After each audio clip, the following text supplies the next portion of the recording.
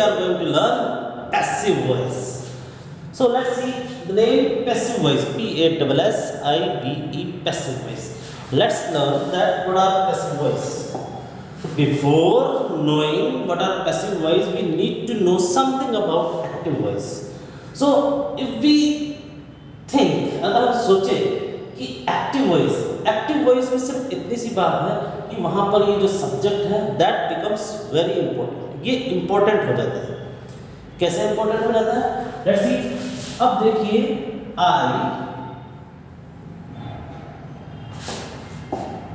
I threw a stone.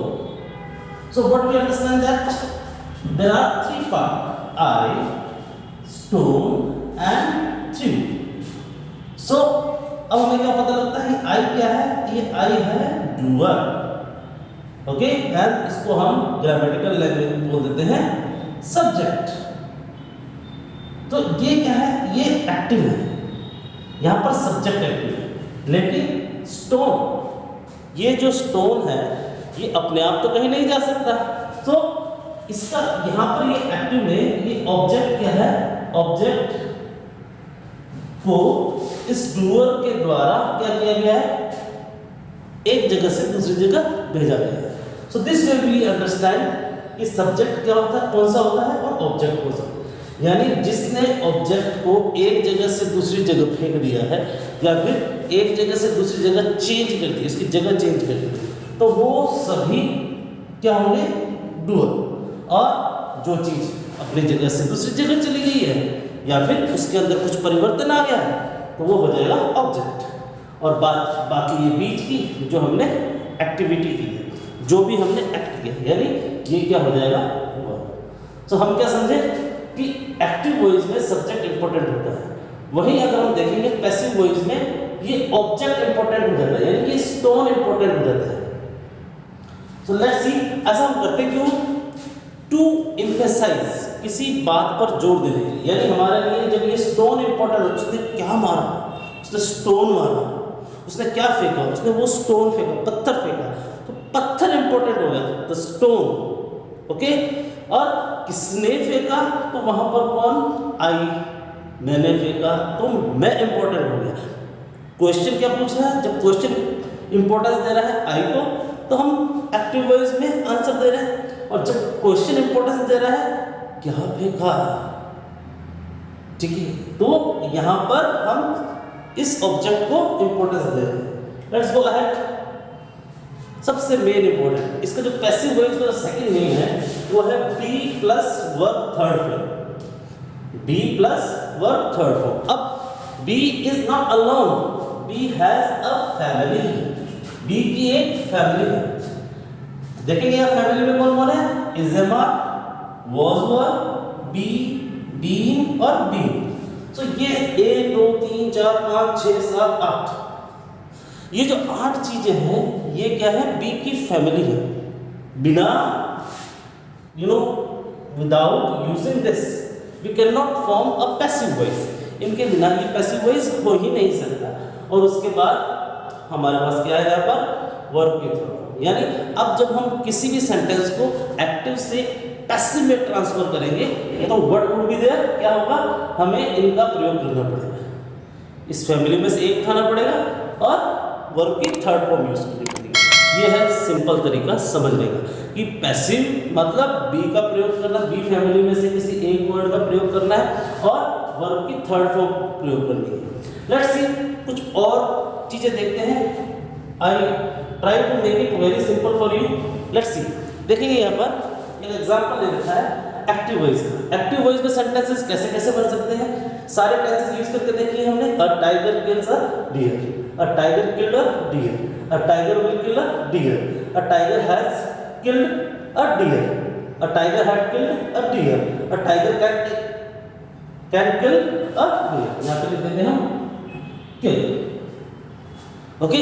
तो इस हिसाब से अगर देखें मॉडल, यहाँ पे model means all things, all models like can, could, may, might, whatever it is. Okay, all models will be considered. तो इस तरीके से एक्टिव सेंटेंस बनता है. यहाँ पर इंपॉर्टेंस किसकी है? इसकी. और ये क्या है? It is less important.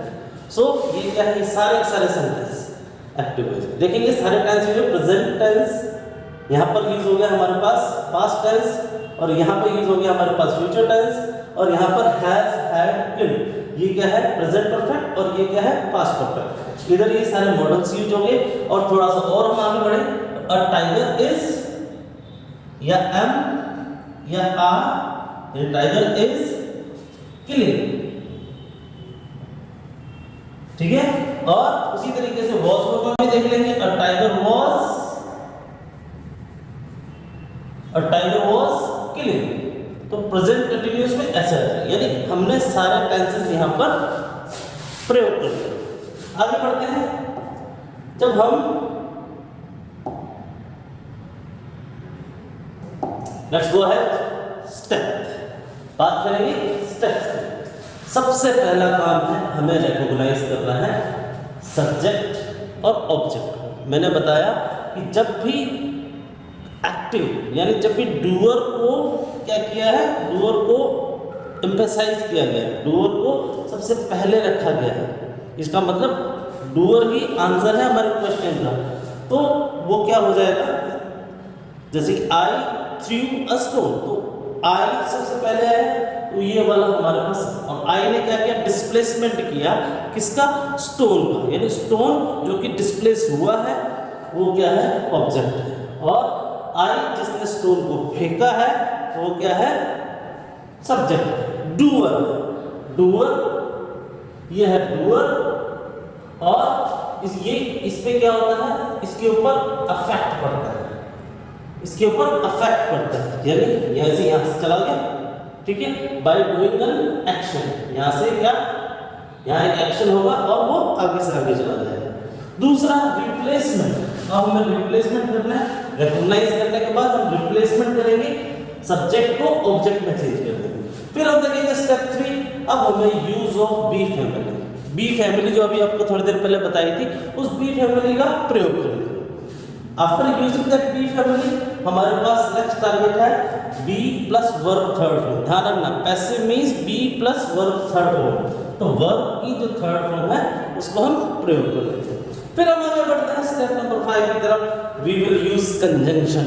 जैसे कि आपको पता है एक सेंटेंस को हम तोड़ देंगे, जब सेंटेंस को तोड़ेंगे ना, एक जगह को इधर से इधर ले जाएंगे, तो तोड़ने के बाद जोड़ने की जरूरत पड़ेगी। जोड़ने के लिए हम क्या यूज करेंगे, कंजंक्शन। ग्रामर में जोड़ने के लिए कंजंक्शन यूज करेंगे। मोस्टली भी जब जरूरत होती है तभी करते हैं, हमेशा नहीं करते हैं। ओके, तो अभी हम एट अ बेसिक लेवल हम इतना ही समझेंगे कि मोस्टली यहाँ पर क्या यूज होता है, by. This is the first video of passive voice. As we go ahead, जैसे जैसे हम आगे बढ़ते जाएंगे इससे और भी ज़्यादा डीप तरीके से आपको समझाएं, लेकिन अभी फिलहाल हमें इतना याद रखना है एट अ बेसिक लेवल कि बाय यूज होता है। इन पांचों स्टेप को अच्छी तरह से याद रखना है, बिल्कुल। Step number 1 recognize, step number 2 replacement, step number 3 जो कि आएगा using be family, step number 4 verb third form, step number 5 that is conjunction. Okay, अब हम आगे बढ़ते हैं नेक्स्ट पे। नेक्स्ट हम क्या देखेंगे, इसको चेंज करते हैं, वही टाइगर वही डियर। अब हमने क्या किया, सबसे पहले first thing we did recognisation of subject and object. तो हमने देख लिया कि टाइगर ने मारा था, मतलब टाइगर डूअर था, और डियर मरा था। टाइगर ने मारा था, डियर मरा, तो यहाँ पर डियर हमारा आ गया, यहाँ पर इंपोर्टेंस, डियर की इंपोर्टेंस आ गई, तो डियर आ गया पहले। अब deer is killed by a tiger. अब आप देखेंगे इज क्यों आया, क्योंकि हमारा जो पहला सेंटेंस था, ये जो किल्स था, that has been changed into, ये जो किल्स यानी प्रेजेंट टेंस, तो प्रेजेंट में बी की जो प्रेजेंट फॉर्म है वो होगी is, am and are. Okay, अगर यहाँ पर अकॉर्डिंग टू दिस सब्जेक्ट, हम according to new subject, or new subject, अब ये हमारा नया सब्जेक्ट हो गया, अकॉर्डिंग टू इट यहाँ पे ए डियर एक है, इसलिए यहाँ पर इज यूज किया। अगर यहाँ पे एक से ज्यादा होता तो यहाँ पर हम आर यूज करते, और अगर यहाँ पर आई आ जाता किसी तरीके से तो हम यहाँ पर एम यूज करते हैं। उसी तरीके से हम आगे बढ़ते हैं रिकॉग्निशन सब कुछ हो चुका है। अब अगर हमारे पास यहाँ पर किल्ड आ जाता है, यानी हमारे जो एक्टिव सेंटेंस में किल्ड आ जाता है, यानी वर्ब की second form, that tell you that past, past के लिए हमने क्या यूज किया, was killed। या फिर हम अगर यहाँ पर प्लूरल होता, यहाँ पर अगर प्लूरल होता तो हम वर्ब भी यूज करते हैं। फिर हम आगे बढ़ते हैं हैज, हैव, बीन। अगर हमारा सेंटेंस प्रेजेंट परफेक्ट या पास्ट परफेक्ट होता तो हम उसे चेंज कर देते हैज या हैड बीन, हैज हैड लगाकर, और आगे क्या लगा देते, बी फैमिली से बीन लगा देते। फिर हमारे पास अगर मॉडल होता तो can, same model will be used and be. बच्चे करते क्या है, इसको चेंज कर देते हैं, कैन को चेंज कर देंगे, विल को चेंज कर देंगे, विल को वुड बना देंगे, कैन को कुड बना देंगे। हमें कोई बदलाव नहीं करना, हमें सिर्फ कैन को कैन ही रहने देना है, विल को विल ही रहने देना है, और आगे क्या लगा देना, बी लगा देना। फिर हम देखेंगे बी लगाने के बाद क्या होगा, बी के बाद वर्ब की third form that will be killed, तो अ डियर विल बी किल्ड। फिर हम देखेंगे जब कंटीन्यूअस टेंस की बात आएगी तो हमें क्या लगाना पड़ेगा, बीइंग लगाना पड़ेगा। Is being, am being, are being, was being, were being. जब भी कंटीन्यूअस टेंस आएगा, भले वो प्रेजेंट का हो भले वो पास्ट का हो, अगर प्रेजेंट का है तो इज एम आर, अगर पास्ट का है तो वाज वर लगा देंगे और वर्ब की थर्ड फॉर्म लगा देंगे। इसी तरीके से थोड़ा सा और आगे चलेंगे तो वहां पर अगर कभी कभी हमारे पास टू बी यूज होता है तो टू बी के बाद क्या आ जाएगी, वर्ब की थर्ड फॉर्म आ जाएगी। पैसिव फॉर्म करने के लिए हमें इस तरह के बदलाव करने पड़ेंगे। आगे चलते हैं हम, you'll see that। सो अब हम कोशिश करते हैं इसी तरीके से इसे दो चार और एग्जांपल लेते हैं। जैसे कि यहाँ पर हमने लिया रमेश, चेंज सब्जेक्ट, ठीक है। हमने एक और सब्जेक्ट ले लिया वी, हमने एक और सब्जेक्ट ले लिया ही, और हमने एक और सब्जेक्ट ले लिया है दे, और हमने एक और सब्जेक्ट ले लिया इट, ठीक है। रमेश क्या करता है, रमेश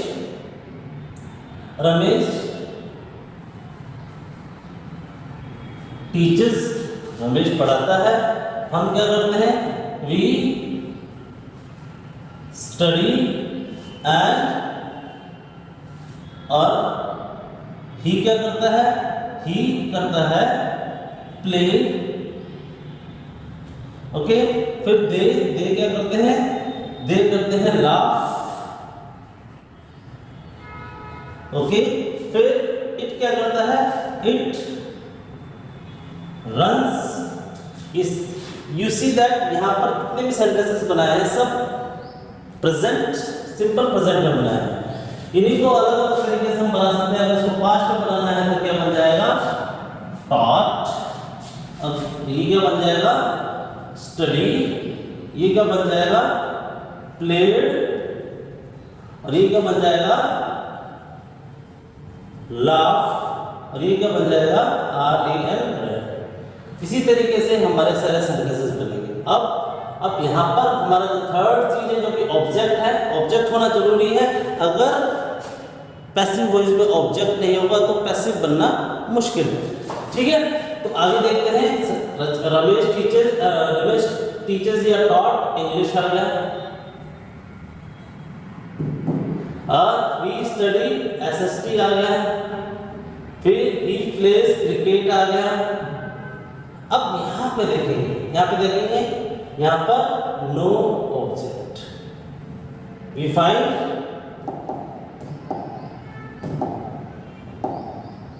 नो ऑब्जेक्ट। इसके आगे ऑब्जेक्ट लगा सकते हैं, नहीं लगा सकते, ओके।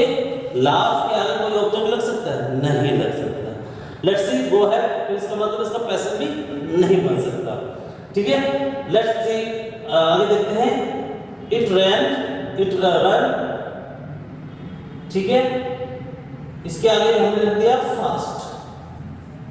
अब ये ऑब्जेक्ट नहीं है, ये सिर्फ एडवर्ब है, तो इसके आगे भी हम कुछ भी अगर यहाँ होता, अगर हमने देखा, अगर हमने यहाँ पे लिखा इट की जगह हमने यहाँ पर चेंज कर दिया और हमने यहाँ लिख दिया रवि।